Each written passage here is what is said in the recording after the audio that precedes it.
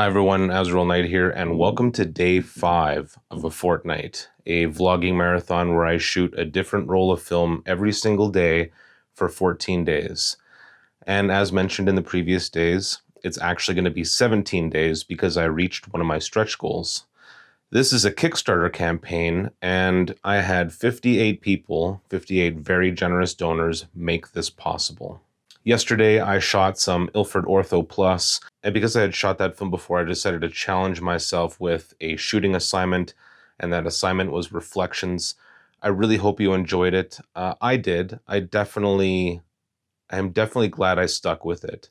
Now, I didn't have as many highlights as you would think from a 36 roll of film, but considering I was experimenting, I'm actually surprised I got that many. During editing, I considered adding more, but I didn't want to push it. I didn't want to... They're supposed to be highlights. I'm not supposed to add them for the sake of adding them. And I definitely don't want to get in the habit of that.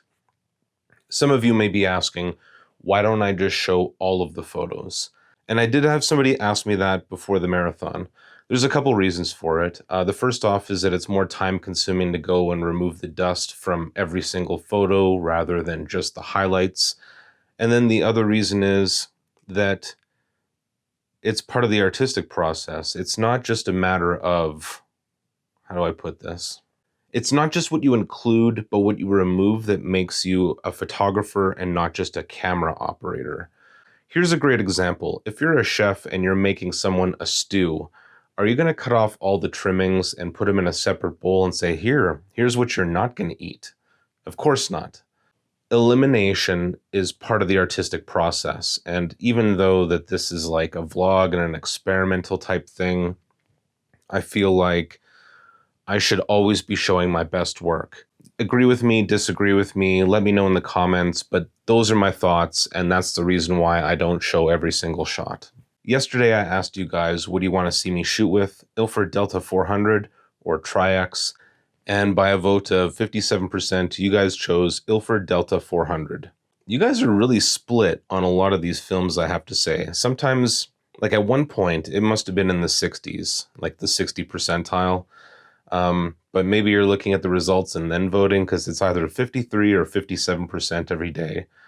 Maybe I should start putting more different films next to each other, like HP5 and, I don't know, Ektar, something way crazier. But I've been keeping them similar because I've been planning my days ahead of time, and I choose the film or the film type based on where I'm going to shoot.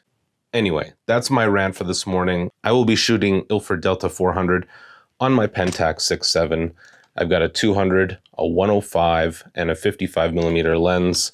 I'm going to take them all with me, though these days I tend to be shooting more the 200 or the 55, probably because those are my newer lenses. But yeah, nothing to do now but get this camera loaded.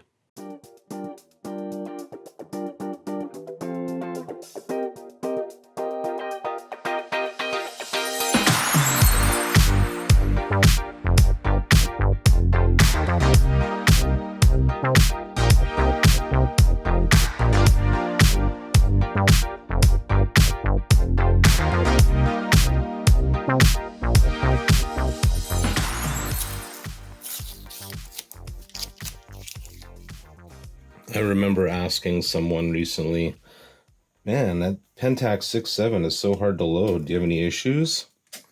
He's like, nope.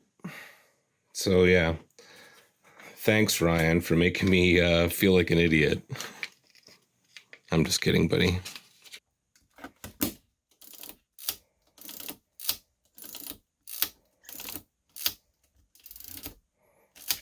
Okie dokie, camera is all loaded. Today I'm going to be heading off to Crossfield, Alberta. It is just about a half an hour north of the Calgary city limits, and there's a beautiful grain elevator there, and also potentially a surprise. I don't want to get my hopes up because there's probably an 80% chance it's not there. I'll tell you whether or not, I'll tell you if it's not there. If I can't show you, I'll tell you. But man, I've got my fingers crossed because I'm really hoping they left it up there. Anyway, time to hit the road.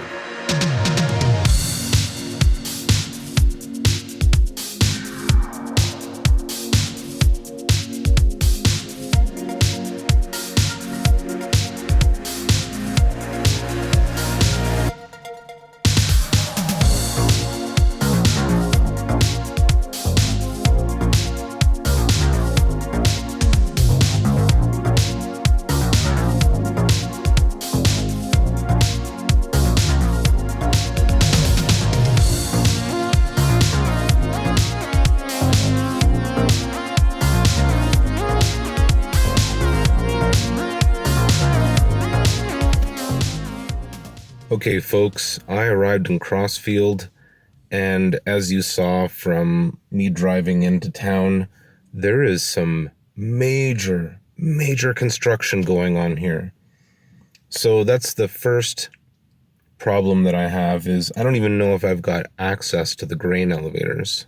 There is like detours everywhere, and the second problem that I have is that some of those beautiful old buildings, those brick and mortar, 100-year-old Main Street type buildings, they're all fenced off. It's really, really sad. I'm a bit at a loss of what I should do. Problem number 3, not really a problem, but a disappointment, is that the thing that I was looking for is not here. If you didn't know, they're making a new Ghostbusters movie, and some of the scenes from that movie were filmed here, right here in Crossfield. A lot of the movie was filmed right here in Alberta as well, other small towns, and they made it all look like one town, I think. I don't know, haven't seen the movie yet, everything's delayed. When I looked at Google Street View, one of the sides of the buildings had a Stay Puft Marshmallow advertisement painted on it, and I just about lost my mind. I was like, oh, please leave it up. Please tell me they left it up. They didn't leave it up. But it's still on Google Street View, and here it is. 3 strikes and I'm out right now. What I'm going to do now is I'm going to drive around a bit and see if I can find... I don't know. I actually don't know what I'm going to do, which is why I'm going to drive around. It's frustrating too, because I was ahead of the game today. I'm out ahead of time. I'm getting the flow of everything, and then as soon as I get my flow, bam, I get hit with a problem. Driving around aimlessly is not something that I like doing, especially when I'm looking for something and I'm driving. It's not the safest thing to do because my attention is split. So I might just head back home and regroup. I've got the time to do it. It's probably the best bet. I pulled over off the beaten path here to turn around, and I've got a pretty clear shot of the grain elevator. It's far away, but with the 200 millimeter, which is like a 100 equivalent, I think I can get a decent shot of it. So I'll at least get the shot of the grain elevator before I head off. Okay, everyone, I went home and I regrouped.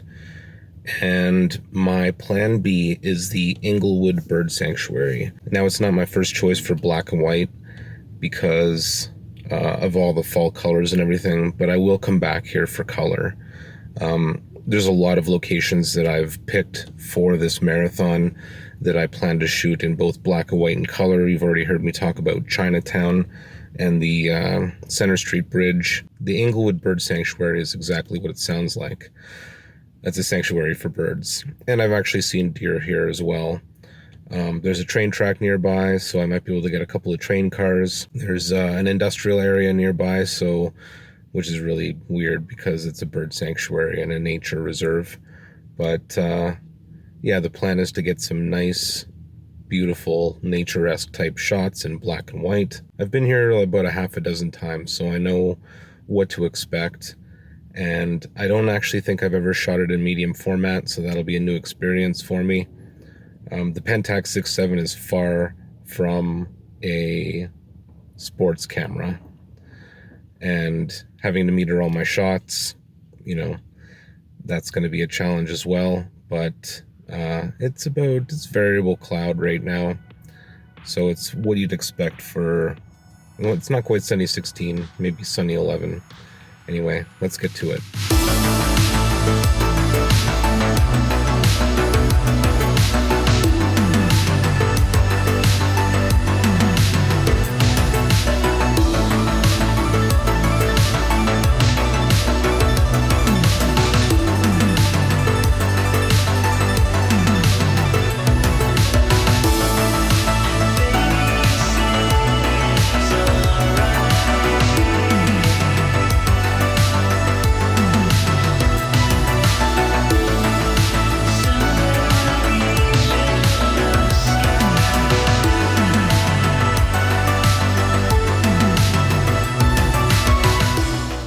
Yeah, not a lot of light today. Getting f8 at 1/250 on average. Got some birds on a broken tree branch in the river. Took two to be on the safe side, but I can't make a habit of that.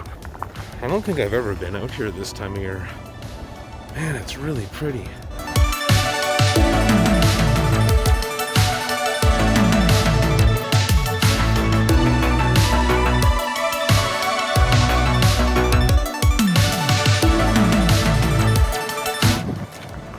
You know, I was trying to remember the last time I shot an episode here, and I just recalled it was for an infrared converted Pentax K10D digital camera. This is a Pentax K10D that's been converted to infrared. If you don't know what shooting infrared is like, essentially it's a spectrum of light that your eye can't see. And I remember saying, this is how you get away from it all without getting away from it all. The only difference is you can still hear the cars. On the one hand, this is quite relaxing. On the other hand, all I can hear is the constant drone of traffic not too far away. And it was actually the sound of the cars that reminded me of the whole episode, and everything came flooding back. I also shot it in the winter. Today seems to be bring your kids to the park day. And they're running around. And I mean, they're not bad kids. They're just running around screaming like kids. But good luck. Good luck to me seeing any wildlife with that happening. I had just about lost hope when I see these two little guys.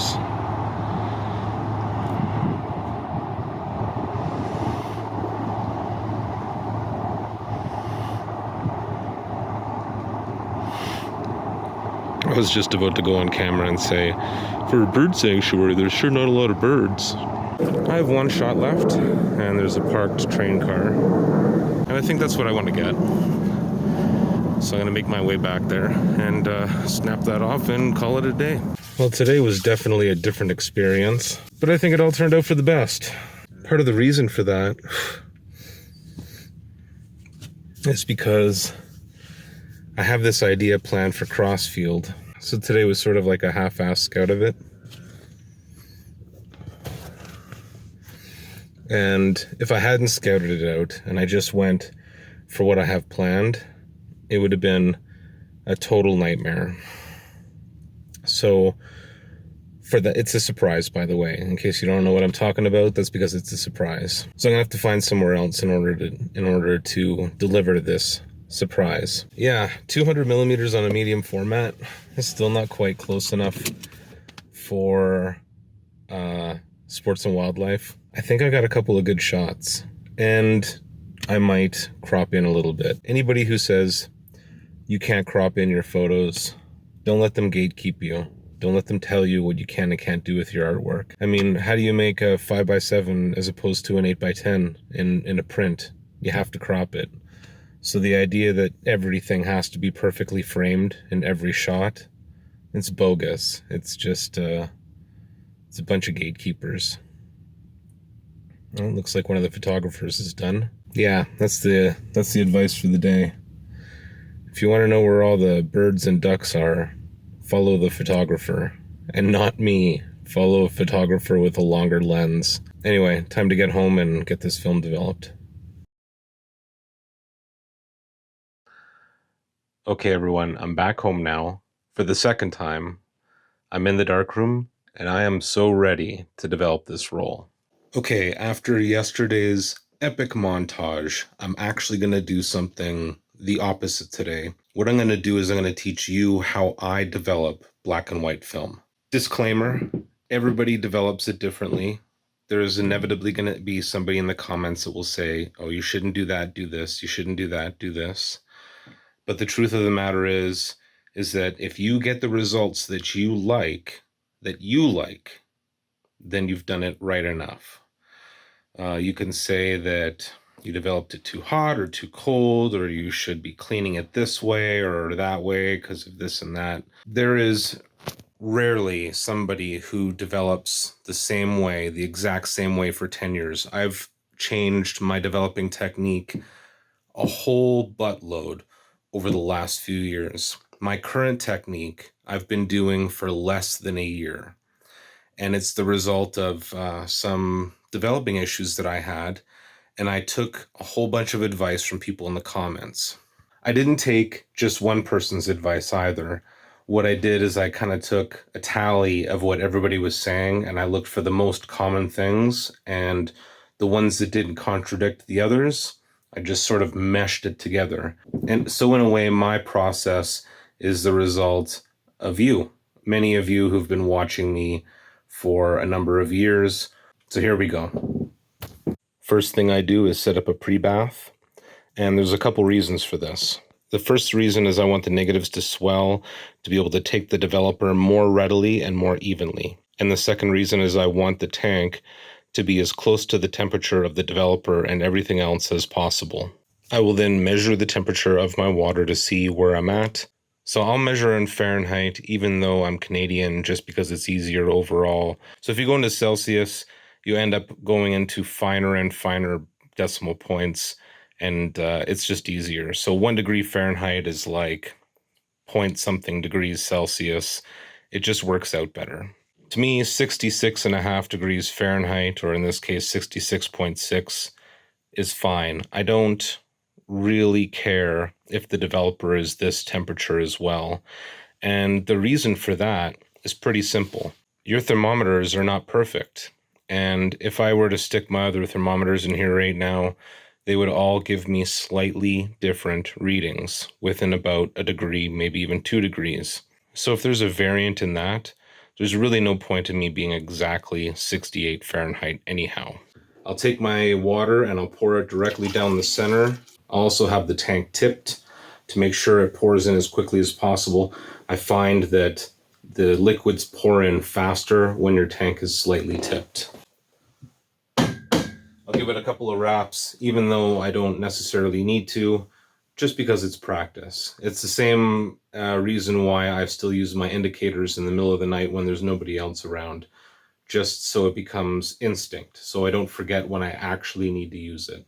Now, they say you're supposed to do a pre-bath for about a minute, but I just do it I tend to pour it just early on while I get everything else ready.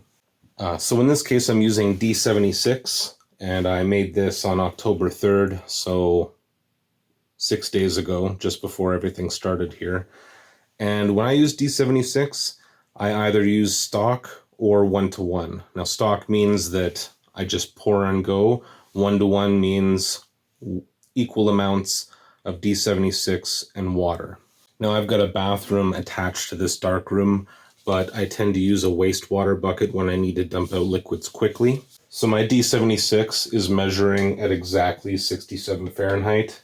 Again, 1 degree off, not a big deal to me. So the next thing I have to do is check to see how long Delta 400 is developed in D76, and that's on my phone, so I need to turn this off. Now, when I'm developing color or E6, I use gloves, but black and white, I've never noticed any adverse issues on my skin when I get a little bit on there, so I tend to not use gloves these days, but everybody's different. And if you find that it's irritating to you, then you should definitely use it. The one thing I definitely do is avoid touching my face and all that kind of fun stuff. So after I've measured my developer and my pre-bath has been sitting for a bit, I pour out my pre-bath and I pour in my developer, doing the same thing, tilting the tank, pouring in as quickly as possible, and then starting my timer. Now, some people, they want to start the timer and pour at the same time. I find that you end up a little bit rushed that way. So I pour in everything, then start my timer, then start agitation, and I tap the tank somewhere in the first minute or so just to get any loose bubbles off of there. Now, I use an agitation stick. Some people invert. I've never found any adverse effects from just using the agitation stick. I've always done it that way, and my negatives come out just fine. Some people swear by inversion. I know some people hate the agitation stick. I don't have a problem with it.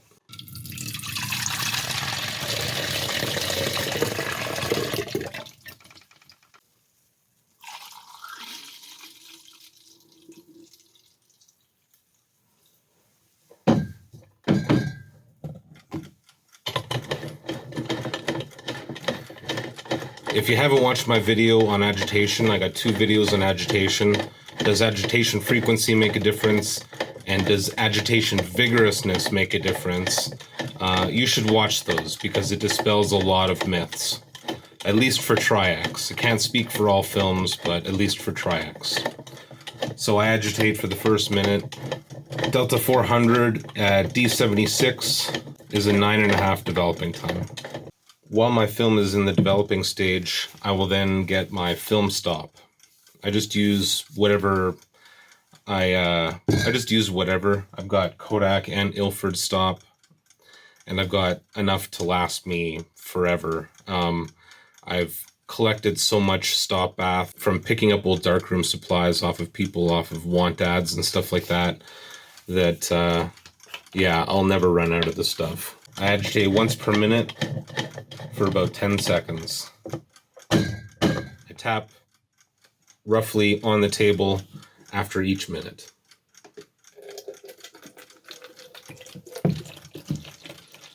Some people use stop bath.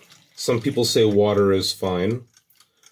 Water is fine, but there are a couple of exceptions. So water will slow down the development. It won't completely stop it. The second thing is that stop bath will lengthen the lifetime of your fixer. The other thing that I want to say for anybody that's starting out is that the temperature of your developer is the only thing that's crucial. Your stop bath temperature and your fixer temperature and anything else that you use, not nearly as crucial. Now, it shouldn't be like 100 degrees and it shouldn't be freezing.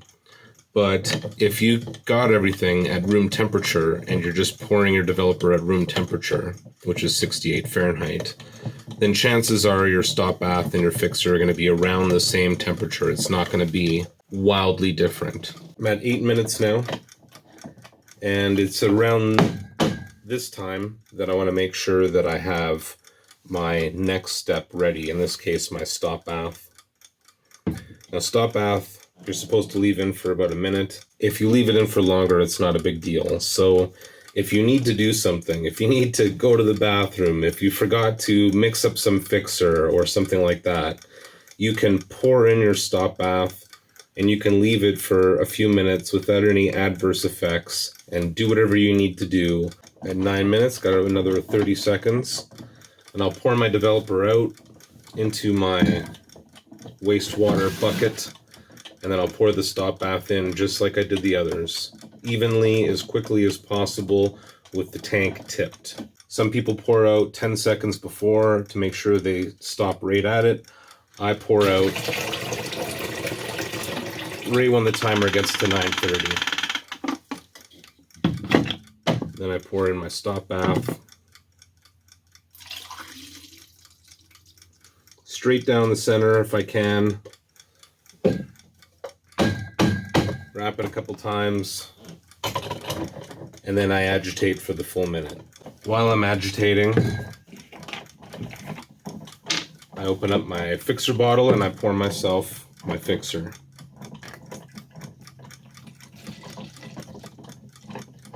If your tank says, say, 500 milliliters, do 510. Make sure you've got everything covered. There's no big deal in having too much. The small tanks, they're like 290 or something like that. I always measure just 300. There's no reason why you have to have it exactly 290. It's easier on the math. It's easier on your conscience in case, like, you know, you're worried about it not filling or completely submerging your film. There we go. Minute in the stop. Pour everything right back in. Now, the reason why it's called an indicator stop bath is because it'll indicate when it's exhausted by turning purple. Pour in my fixer.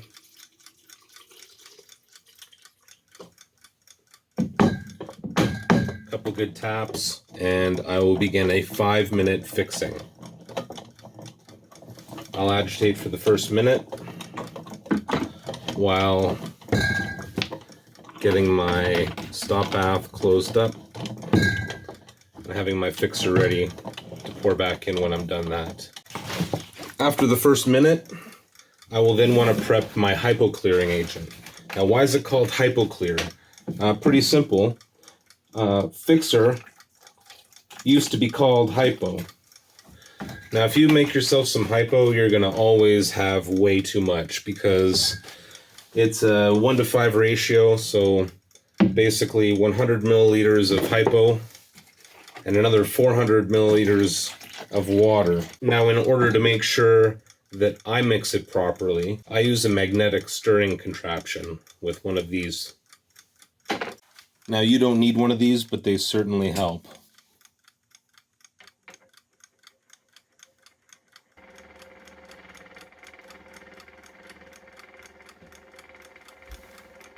Once I feel I've stirred adequately, I will use a magnet to remove the little magnetic pill. Comes right out, and then that's ready to pour. If you go over your fixing time, it's not the end of the world, and you will find that your fixing time might have to increase as your fixer weakens. There are a couple different ways to test your fixer.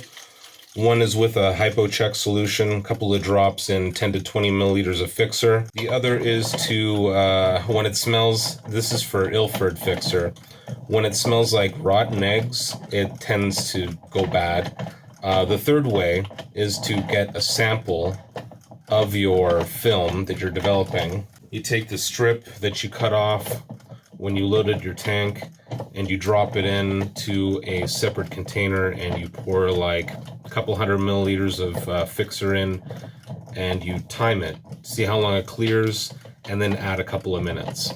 Hypo clearing is about 2 minutes, and I agitate for the first minute or so. I was talking, so I don't know how long it's been. I'm gonna say like 30 seconds or something like that. Again, this is not nearly as crucial. While I'm agitating my hypo clear, I'm going to get ready for my wash. Now, I don't know if you've noticed, but I have done everything with distilled water. One of the reasons for that is because it's cleaner, it doesn't leave spots. Another reason is because if it's in here in the darkroom and the darkroom is at room temperature, the water will be at room temperature and it'll be just ready to go, like you saw. The hypo clear is not reusable, and it'll just go straight into my wastewater bucket here. When using Ilford fixer, you can wash using the 5-10-20 method. This is when I will do inversions. It's referring to 5 inversions, then 10 inversions, then 20 inversions. And I will do agitation with the stick, like 10, and then I'll do the inversions right after. So I'll turn, and then I'll turn it like this, and then I'll turn, and I'll turn it like that. So at each 5-second mark, I will turn a quarter, and then I'll turn it back like that. It tends to work better with the 300 ml tanks, so I might do a full 5 seconds with each inversion. So at 10 seconds here, I turn, and then I rotate at 15, and I turn back. It gives enough time for all the water to come through. And then I will pour that out. I'll do the same thing for 10 and 20. Sometimes what I'll do as well is halfway through the inversions, 3, I will just leave the tank sitting while I start my cleanup process. Once you're pouring your third and final wash water, that's when it's time to get your photo flow ready. Now, the reason why it's called Photo Flow 200 is because that's the ratio. 1 milliliter for every 200 milliliters of water. So at a 500 milliliter tank, you want to use 2.5 milliliters. Now I tend to use less. I tend to use about 1.5. And you'll find a lot of the old timers, they don't use the full amount, because if you use too much photo flow, and it's super easy to use too much, you're going to do the opposite. You're going to end up with a bunch of garbage on your negatives at the end. So I use a syringe, and I measure out about 1.5 to just under 2 milliliters of photo flow. Now right now the bottle is full enough where I can just dip it right in and go, but once I'm out, or once it's too low for it to reach, I'll have to pour some into a small cup, draw it, and then pour back into the bottle. Again, I'll use my mixer to ensure everything has been mixed properly.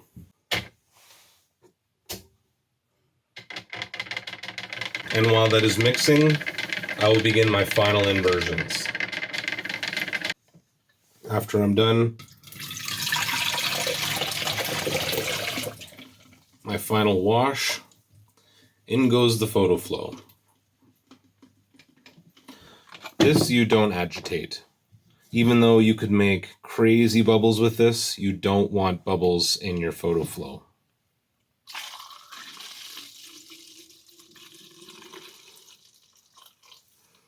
Straight in.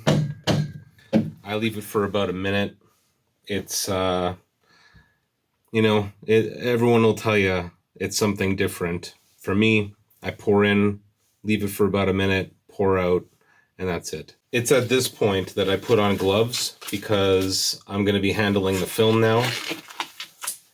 And I don't want oils from my hands to interfere with the cleaning process. As you've seen on previous days, I use the salad spinner as well. Some people just pull it out from the photo flow and they will ring with their fingers. Other people will use it's called a sham. It's some kind of fancy cloth that they'll use to wipe it down. I prefer the non-contact method of just spinning the daylights out of it and getting it as dry as possible right off the bat, and then letting the flow handle anything that I've left behind. Before I even put it into the salad spinner, I will get as much of the water off as possible. I'll have it hanging upside down like this, and I'll just shake into my waste bucket.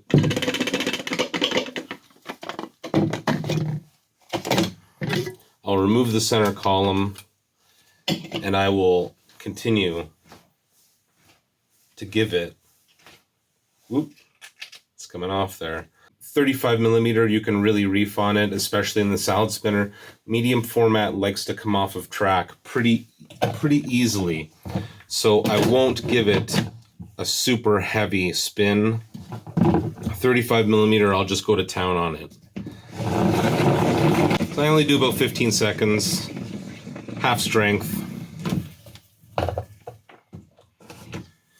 And I pull my negatives out and I see what's going on. There we go. Fantastic, half dry negatives all ready to be hung up. I hope you enjoyed my tutorial there. I've got to wait for these negatives to dry. You don't have to. Here are today's highlights.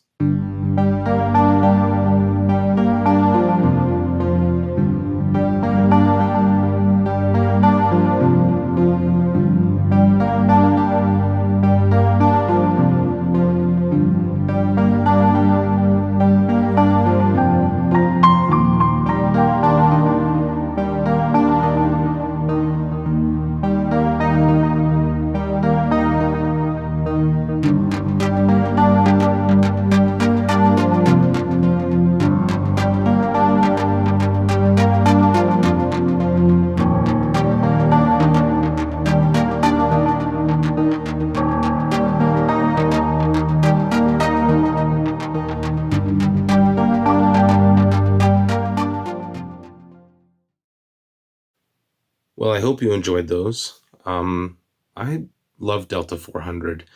It's actually become very quickly one of my favorite films in medium format.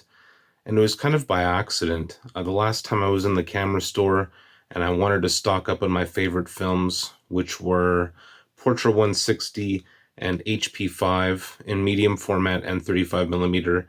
They were all out of HP5 in medium format, so I ended up just buying Delta 400. It turned out to be a blessing in disguise because I actually think I like Delta 400 more than I like HP5. I'll still shoot HP5 in 35 millimeter just because I find it's close to Tri-X. But as far as medium format goes, I might actually stick with Delta 400. I find it works with my tastes. Anyway, this video's gone on way too long. I hope you enjoyed this episode. If you did, follow me on Instagram and view my Instagram stories so you can vote on which films I shoot in the coming days. And until tomorrow, stay classic. There's a bunch of people around. I end up swatting at the air like a lunatic.